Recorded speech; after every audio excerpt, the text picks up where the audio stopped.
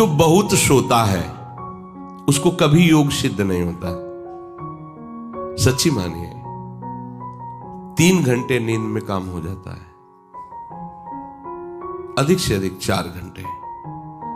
भागवतिक चिंतन अपने आप इंद्रियों को संतुष्ट कर देता है। जो नींद से संसार का चिंतन छूटने पर इंद्रियां बल को ग्रहण करती हैं, वही भगवत चिंतन से स्वाभाविक प्राप्त हो जाता है। आनंद पूर्वक जैसे सुख को हम सहते, ऐसे हम दुख को सह जाएंगे, क्योंकि हमारा स्वरूप दुख सुख से परे है। हमारे आराध्य देव, हमारा लक्ष्य दुख सुख से परे है। वो तो सच्चिदानंदमय है, पर ये बातों से नहीं होगा, स्थिति से होता है। स्थिति कब आती है? अभ्यास करने से। अगर आप अभ्यास परायण रहेंगे ऐसा होगा। ये सोना हमारे लिए बहुत हानिकारक है और ये सोना हमारे लिए लाभदायक भी है। दोनों बात समझना। जिसका स्वभाव बन जाता है कि जहां बैठे वहीं सो गए, जहां बैठे, ऐसा हमने देखा है। बैठे 2-4 मिनट जहां एक घोंटा बजने लगे, ये क्या है? ये दलिद्र क्यों? अरे तुम साधक हो, ये दलिद्रता क्यों?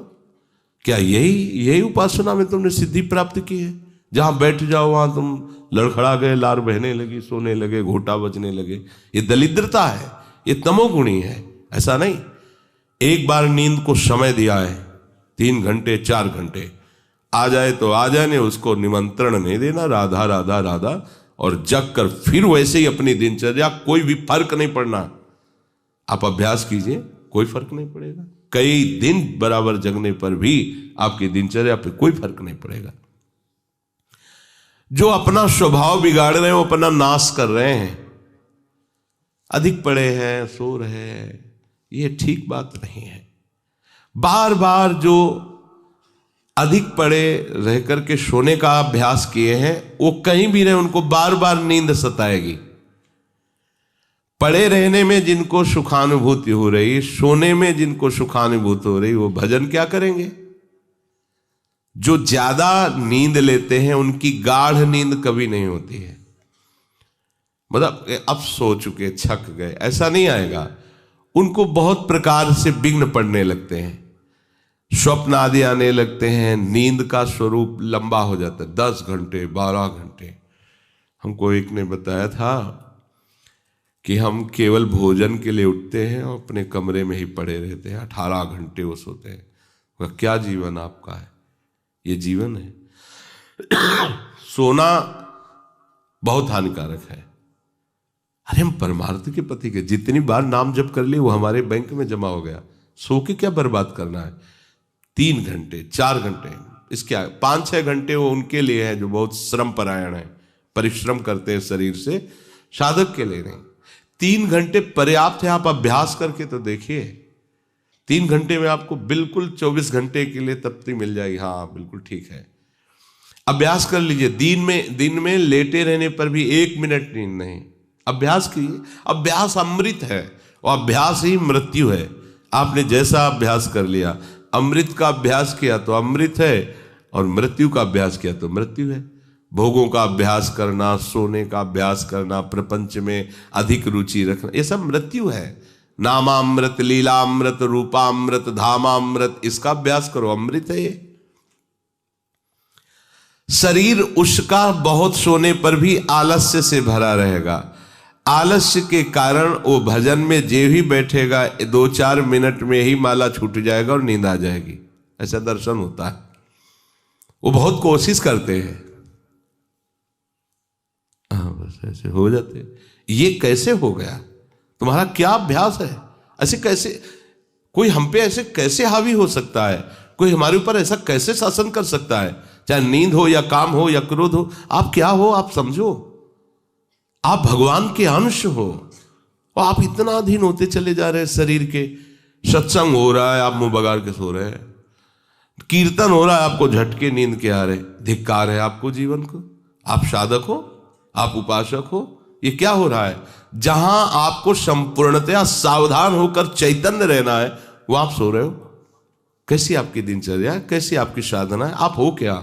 विचार करना चाहिए। डांटने की विषय नहीं है, कोई तुम्हें जगाए विषय नहीं है। भगवत कृपा से जीवन में कभी अलार्म नहीं बजाया, कि हमको इतने बजे उठना है, पता नहीं उठ पाए कि ना उठ पाए। अभ्यास योग युक्त चेतसा नान्यगामिना, ऐसी स्थिति हो कि हम उठ ना पाए तो बात अलग की है। नहीं, बख्शना नहीं इस शरीर को, अब भाई हमें चलो हम नहीं आ रहे, ऐसा नहीं। अगर सांस है, दम है, बिल्कुल इसको बख्शना नहीं। हम केवल आपको उपदेश नहीं कर रहे, बख्शना नहीं। शरीर के प्रति इतना प्यार नहीं दिखाना कि वो हमारे प्यारे से हमको दूर कर दे, ऐसा नहीं। ये जड़ वस्तु है, ये चैतन्य नहीं है। तुमसे ये चैतन्य है, तुम अपनी चैतन्यता को समझो, इसके अधीन हो रहे हो। ये तो बहुत बुरा लगता है जब कोई साधक सत्संग में या माला लेकर भजन करने में या पाठ करने में सो रहा है, तब लगता है। ग्रंथ सामने खोला है, थोड़ा पाठ कर, ऐसे ऐसे। एक जगह दर्शन किया, दर्शन कर ले जाते थे, वो भागवत का स्वाद है। वो श्री जी के सामने भागवत पढ़ते पढ़ते नाक और माथा पूरी भागवत में रख दिया, और 2500 लोग आ जा रहे हैं ऐसे। तो उनको जैसे कहते पंडित जी श्री हरिवंश, हाँ हाँ श्री हरिवंश। अब ये हो क्या रहा है, ये क्या हो रहा है? अगर आपके अंदर नींद है तो आप चैन से 1-2 घंटे सो लिए दीजिए और फिर बैठिए, चैतन्य होकर बैठिए। ये अपमान है शास्त्रों का। आप चैतन्य घन प्रभु के वचन पढ़ रहे हैं, आपको नींद आ रही, प्रभु की चर्चा हो रही, आपको नींद आ रही। कभी विषय चर्चा में आपको नींद आई? कभी फिल्म देखने में नींद आई? नौटंकी नाटक देखने में, रिश्ते नातेदारों से बात करने में, रिश्ते नातेदारों, आपका लड़का विदेश में रह रहा हो, उसकी कोई बात बता रहा हो, आपको नींद आएगी? नहीं आएगी। लेकिन अपने परम प्राण स्वरूप आत्म स्वरूप श्री प्रियालाल की चर्चा हो रही, आपको नींद आ रही है। अब हो क्या हो, जरा विचार करके देखिए। तो ये आलस्य के कारण उसके भजन में भारी बाधा हो जाएगी, उसका योग कभी सिद्ध नहीं होगा जो अधिक सोता है। सबसे प्रार्थना है आप अपने लिए नींद का समय निश्चित करें अपने हिसाब से, शरीर का परिश्रम देख करके। अब जैसे जो उपासक रात भर सेवा में लगे रहते हैं, हम उनके लिए कहेंगे कि चाहे दिन हो चाहे रात हो, आप 4-5 घंटे आराम से सोइए। प्रार्थना है कि सोइए, क्योंकि आप जवान साधक हैं, सोएंगे तो आपकी इंद्रियां फिर भजन में लगेंगी। आप अपने को देखिए, यदि आप कोई सेवा बल वाली नहीं करते हैं तो 4 घंटे से ज्यादा आप नहीं लें। अच्छा उपासक 3 घंटे में हो जाता है। अब आप लोग देख लीजिए, अपनी एक दिनचर्या में नींद का समय आप निश्चित कीजिए, और जो निश्चित कीजिए उसे कम से कम 10 वर्ष तो निभाइए। यहां 2-4 दिन में दिनचर्या बदल जाती है, ऐसे नहीं होना। साधु का ऐसा नहीं होता। कुछ नियम लो तो 10-5 वर्ष तो चलो, 2-4 दिन में सब फिसल जाते हो, क्या फायदा है? एक नियम लो, हम इतने घंटे सोएंगे, हम छूट देते हैं आपको। आप अपने आप ने नियम लो कि हमारा इतने घंटे में हो जाएगा। उस घंटे को आप लिख लो अपने सामने कि मुझे इतने घंटे केवल सोने के लिए सत्संग में अनुमति है, क्योंकि हमने वहां इतना नियम लिया था। आप ले, बताने की जरूरत नहीं। आपके द्वारा लिया हुआ नियम फिर आपसे कभी नहीं टूटना चाहिए। स्वीकार करो आप अंदर से कि आप इतना सोएंगे, पर लिमिट हम बता देते हैं। शरीर अधिक श्रमित जो सेवा में होता है 5 घंटे, गृहस्थी है तो 6 घंटे, साधक है 4 घंटे। भजनानंदी को कहना ही नहीं पड़ेगा, 3 घंटे में हो जाता है। इसी के अंतर्गत आप चयन कर लीजिए। 6 से 7 में मत बढ़ना, क्योंकि सत्संगी हो, इतना भारी श्रम तुमसे नहीं होता। बलराम ब्रजवासी है, 20 वर्ष की बात बता रहे हैं, एक दिन की नहीं, 20 वर्ष की नित्य दिनचर्या से वृंदावन की परिक्रमा, और कितनी मेहनत से चक्की चला करके 150 रुपया करके घर परिवार चलाना, संत सेवा करना, सत्संग सुनना, ये सब गृहस्थ है, परिवार है, भागे घूम रहे हैं परमार्थ के लिए, नंगे पैर पूरे वृंदावन। 20 वर्ष पानी गिरे, पत्थर गिरे, कोई मतलब नहीं। इतनी इतनी एड़ी फट गए एकदम। अब उनको क्या कहोगे? साधु नहीं कहोगे तो क्या कहोगे? ब्रजवासी हैं, रात दिन प्रभु का नाम स्मरण, सत्संग, परिक्रमा सब कर, और मेहनत उठा उठा के बोरा भर बेचना, उसमें कहीं 10, 20, 50 रुपया बचा लेना, परिवार का पोषण करना।